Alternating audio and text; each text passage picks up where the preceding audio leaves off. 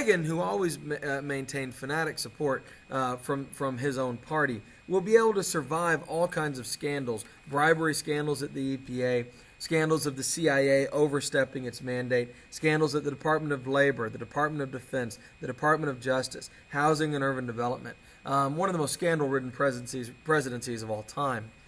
In 1986, the savings and loan industry, which had been deregulated by Reagan, will collapse. It actually had been overseen by his vice president, George H.W. Bush's son, Neil Bush, and so it's directly linked to the administration.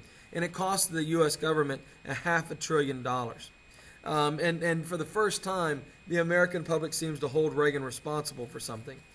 But it's going to get much worse in November of '86 when reporters begin to learn about the Iran-Contra scandal. Now, what had been going on is when some American hostages were seized in Iran, Reagan was very sensitive to this because he had seen how the hostages in Iran had destroyed Carter's presidency.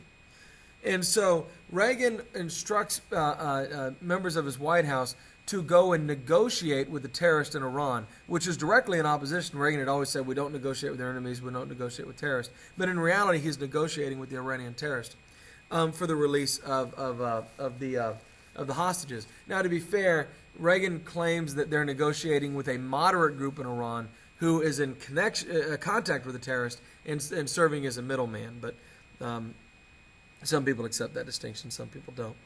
The Iranian terrorists apparently want weapons, and so Reagan agrees to sell them weapons secretly without getting permission or informing anyone. Then they're making money off of these weapons they're selling the terrorists, and so they take the profits from those sales and they buy weapons to fund the Contras in Nicaragua, which directly violates the congressional orders of the Boland Amendment and is clearly unconstitutional.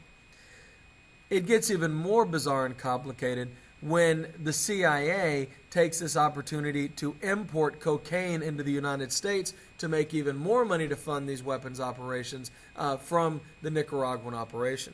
When one of these planes crashes and the pilot, not wanting to go to jail and have terrible things happen to him, says, "Don't arrest me, I work for the CIA," the whole thing becomes unraveled as reporters get wind of this. And this is the Iran-Contra schedule.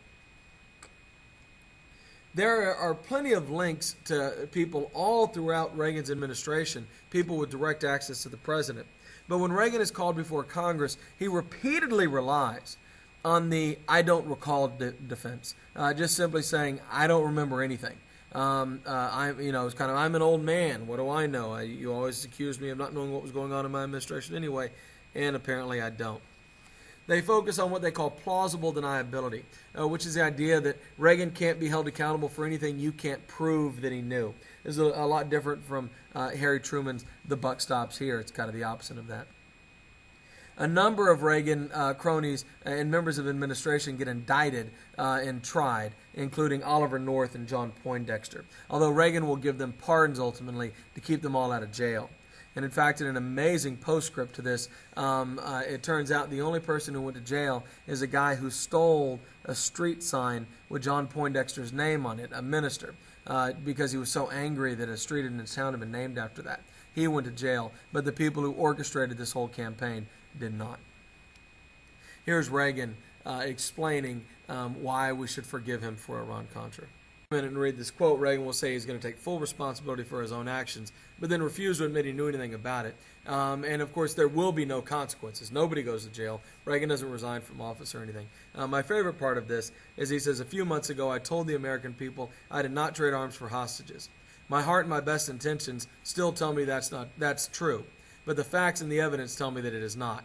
It's amazing. I know I did the wrong thing, but my heart tells me I didn't, so I guess I'm okay.